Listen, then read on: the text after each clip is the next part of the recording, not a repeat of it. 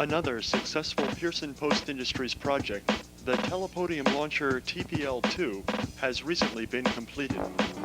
The TPL-2 is the second television-equipped podium-based ballistic missile launcher unit built by Pearson Post Industries to replace the TPL-1, an experimental prototype which was destroyed by fire in December of 1989. The TPL-2 is a vast improvement over the TPL-1, boasting many new features, such as a swivel base capable of 360-degree rotation, and numerous design improvements, including special radar-absorbent upper cowlings and greatly reduced structural weight. Like the TPL-1, the new version still relies on dual side-mounted video monitor launch tube containers, which can rotate into launch position and fire up to 8 independently targetable ground-to-air-to-ground missiles. Once the missiles have been launched, the containers can be rotated back to broadcast position, continuing to emit Pearson Post-Production's public service and promotional music videos.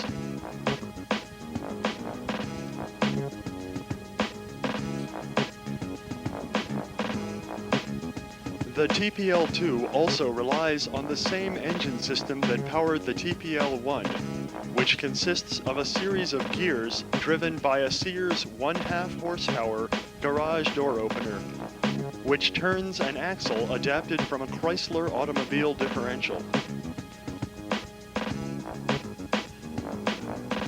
The TPL-2 was subjected to numerous tests early in the production stage in order to ensure the proper functioning of the chain and gear system, which was plagued by many derailment problems in the TPL-1.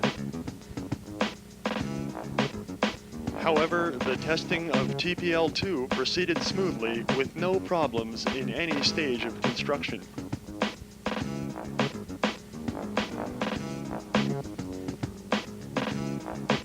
Due to intense pressures to meet production deadlines, the swivel base unit was tested, but unfortunately it was not motorized in time for the TPL-2's first operational deployment at the University of Maryland.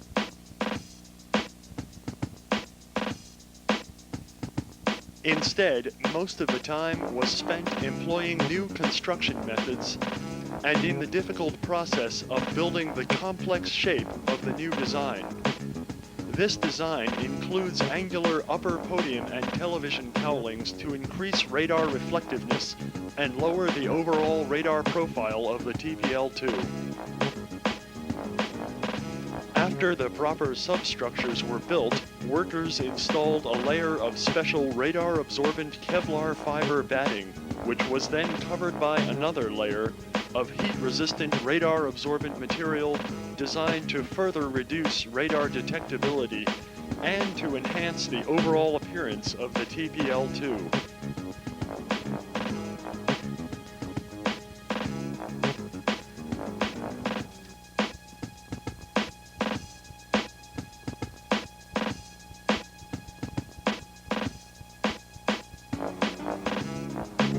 Production proceeded well, and Pearson Post Industries administration officials were very pleased to be able to implement an entirely new design program and complete the TPL-2 on time and well above the budget.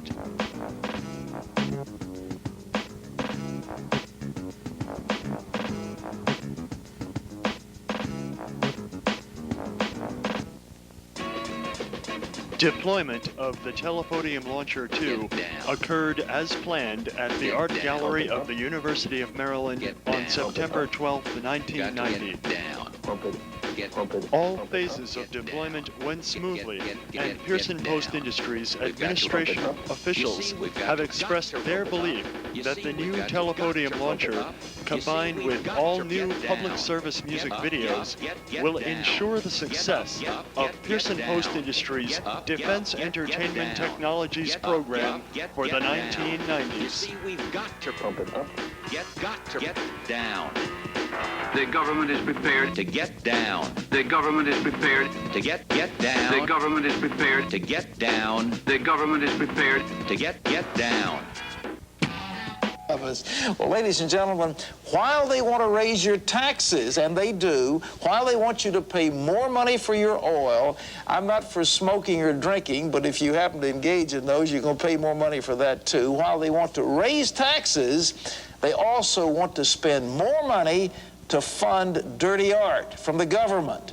And the controversy surrounding the funding of pornography and attacks on religion by the National Endowment of the Arts has focused attention on the nature of the whole scope of what is called contemporary art.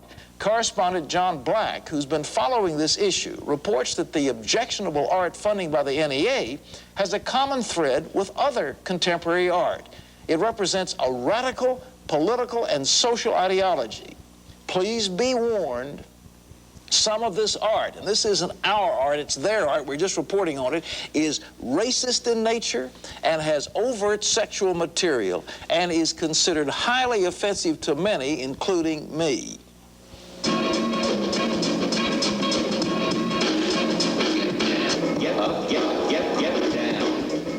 Joshua Pearson and Gardner Post have titled this creation of theirs the Telepodium Launcher.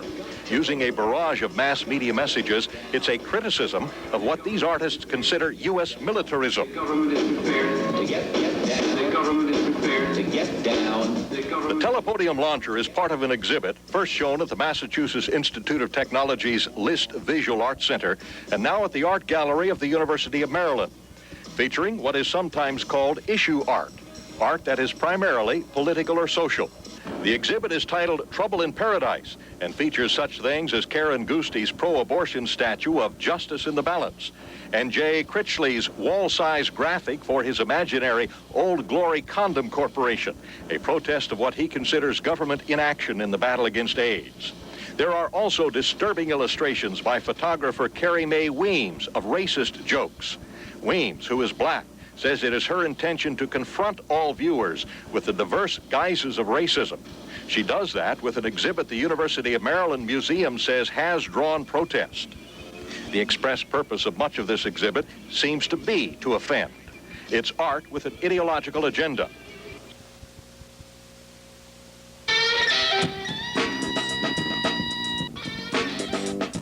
America today is a proud, free nation, a place we cannot help but love. America today is a proud,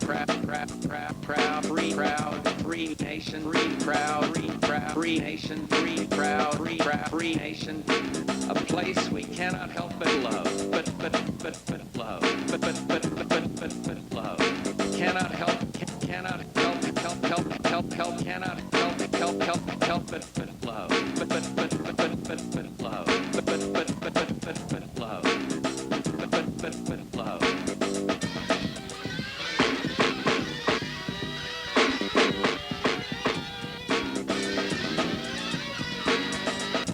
We know what works. Freedom works. We know what's right. Freedom is right. We know what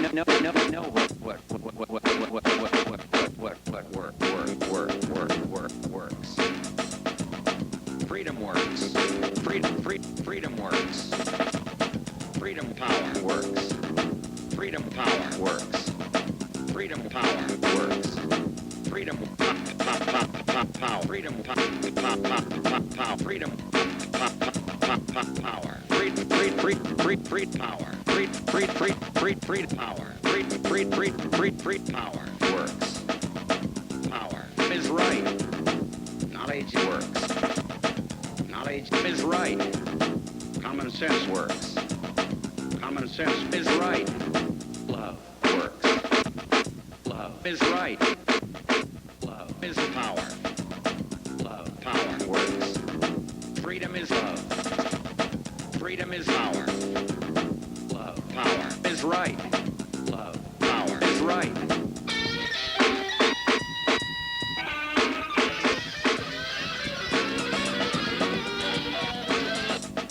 We are still not strong enough.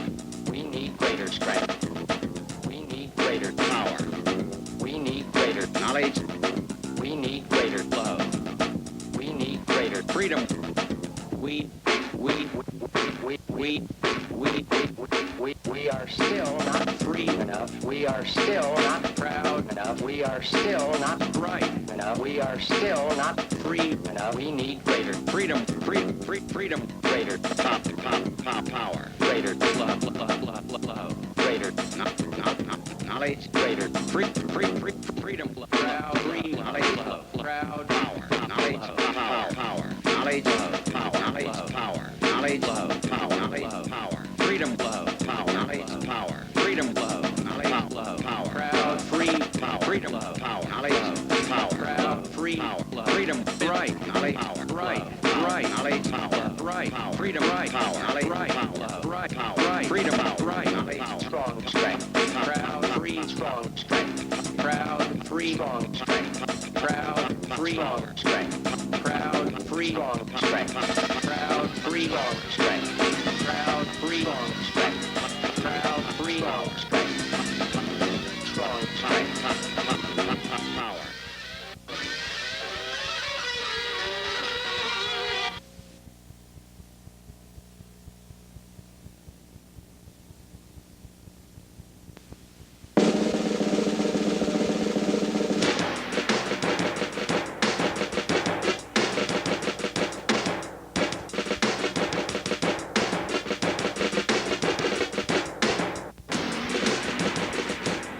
Hello, I'm Joshua Pearson.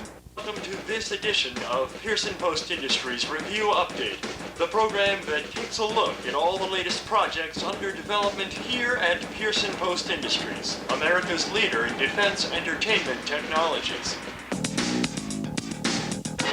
First, we'll look at this. Just a small sample of the 4.5 hours of raw processed videotape produced during a 5-day residency at the Experimental Television Workshop in Owego, New York. The footage you just saw was produced on ETW's Matrix system, a 6-input special effects generator operating in tandem with 2 Amiga computers, a Jones Luminance keyer, and a rolling W30 music workstation. In cooperation with the West Coast consulting firm Artzack's Brian Kane, Pearson Post Industries broke new ground in image processing, paving the way for a whole new look. The development of the Telepodium launcher ended in tragedy shortly after the prototype Armed Entertainment System's first operational deployment. The Telepodium launcher, deployed in the American National Defense Theater, was completely destroyed by a fire that devastated the theater and 90 surrounding shops, businesses, and studios. After searching through the rubble, the skeletal steel framework of the device was found, badly damaged, but still largely intact. Construction of the Telepodium launcher began in September 1989. Working on a restricted budget and intense deadline pressures, the device was completed in a miraculous 10 days and was soon deployed in local galleries and theaters. The most successful of these operations was its final mission in the American National Defense Theater, where it dazzled audiences for 2 successive weekends.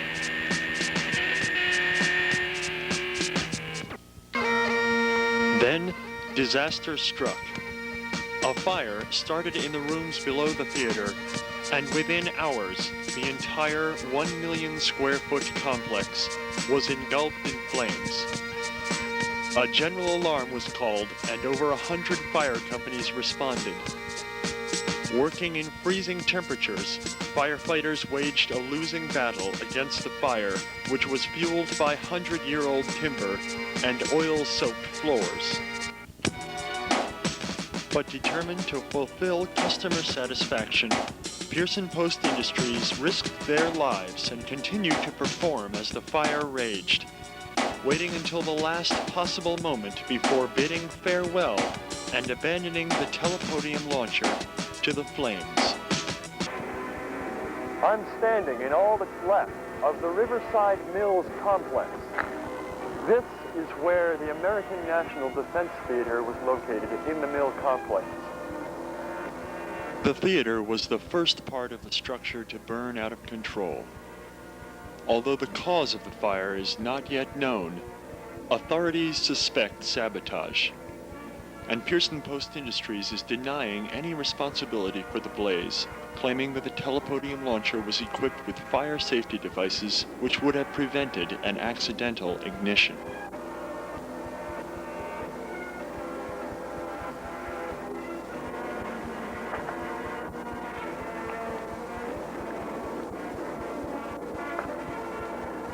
It's a story of triumph and tragedy. Success followed by devastating defeat. But that wasn't the end of the story. The next victim of disaster was the Pearson Post Industries mobility test bed. After serving only 1 year of successful operation as a test vehicle for various automobile-based armed entertainment systems, this report was filed. The road to success has not always been a smooth one for Pearson Post Industries. Following the devastating loss of the telepodium launcher last month, Pearson Post Industries was dealt another devastating blow with the loss of the U.S. workforce hardened mobile launcher mobility test bed. The vehicle suffered a direct hit on the left rear wheel area, rendering it unrepairable. Because Pearson Post Industries administration officials have been calling for an upgraded system, the near-obsolete mobility test bed was consigned to the scrap heap.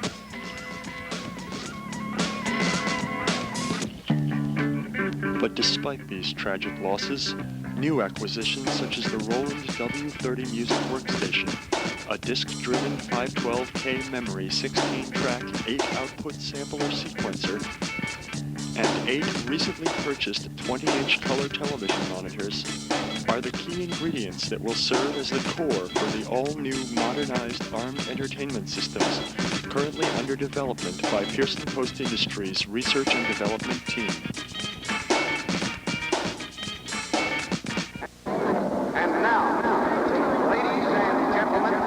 In conclusion, Pearson Post Industries is committed to overcoming its recent difficulties and reaffirming its determination to press onward as the leader in its field, combining innovation, quality, knowledge, and power.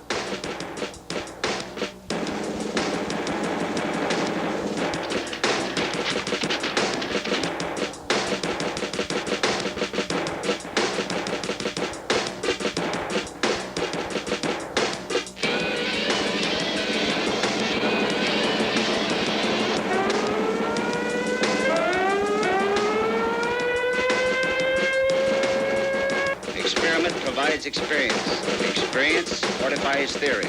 Knowledge is power. The way is clear. The challenge strong.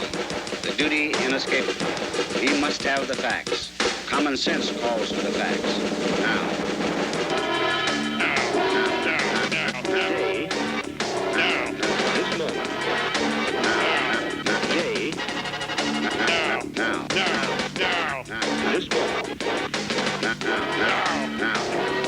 We are still not strong enough.